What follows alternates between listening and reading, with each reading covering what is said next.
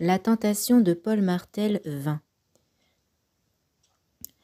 Après s'être restauré, il escalada avec agilité Paul Martel, mur et échafaud, et vint tout au fait s'appuyer à la maçonnerie d'un groupe de cheminées où il resta plusieurs minutes immobile. Il contemple le panorama, supposa Solange. Du sommet, on doit avoir une vue très étendue. Mais quoi, rêvait-elle? Martel avait porté la main à son front et tracé un signe de croix. Les yeux de Solange l'avaient trompée, ou bien elle s'était méprise du geste, à moins... Mais c'était tellement improbable qu'il ne fut croyant et qu'apercevant de là-haut une coupole d'église, il n'eût salué l'hôte divin de cette courte prière. Cette idée l'émouvait, et de supposer qu'il partageait sa foi et la professa si simplement, elle éprouva pour lui une sympathie nouvelle. Durant cette semaine, François surprit plus d'une fois sa fille en observation derrière le rideau. Jamais il n'aurait imaginé que des travaux pussent l'intéresser à tel point. Elle lui en disait la marche, et lui, placé aussi en face de son sujet, parlait sans tarir du métier ou des camarades. Elle l'écoutait, la pensée absente, le regard obstinément fixe à une seule silhouette qu'elle suivait dans ses moindres évolutions. Comme un pareil travail est dangereux, se répétait-elle avec une secrète angoisse. Le moindre écart peut devenir mortel. Papa est tombé. Celui-là aura son tour peut-être.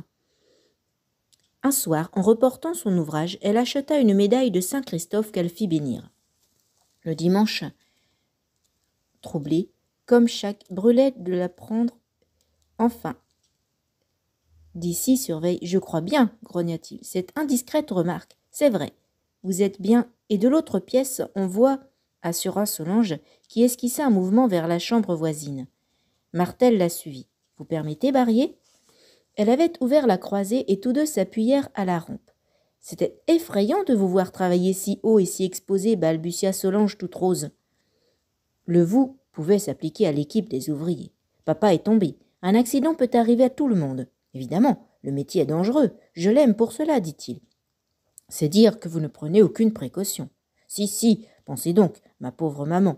Je ne voudrais pas lui faire cette peine-là, c'est assez de mon père, qu'on lui a rapporté mourant, tombé d'un toit, et puis elle a besoin de moi. Elle attendit une seconde avant de demander, la voix saccadée. Vous n'avez pas la dévotion à Saint-Christophe?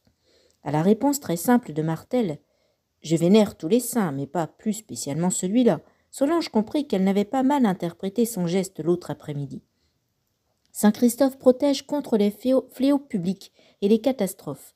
Une vieille croyance veut que quiconque a regardé l'image du saint ne meure pas ce jour-là d'accident. Oui, j'ai entendu parler de cela. Mais vous n'avez pas confiance?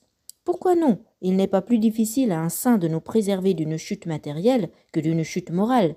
Elle balbutia tout à fait gênée en sortant sa petite boîte. Si vous vouliez, j'ai là une médaille de Saint-Christophe. Oh, elle n'a pas de valeur, elle n'est pas en argent. Cela me ferait plaisir de vous la donner. Vous avez été si bon pour papa.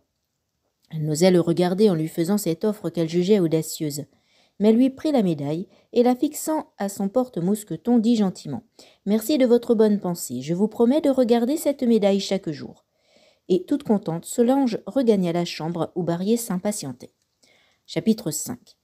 François put enfin retourner au chantier. S'il était moins fort physiquement, il était au moral plus sain et moins apathique. Flora avait pris l'habitude de sortir sans lui après le dîner. Comme elle n'insistait pas pour qu'il l'accompagnât de nouveau, lui, séduit par l'attrait des soirées tranquilles au logis, ne s'imposant pas.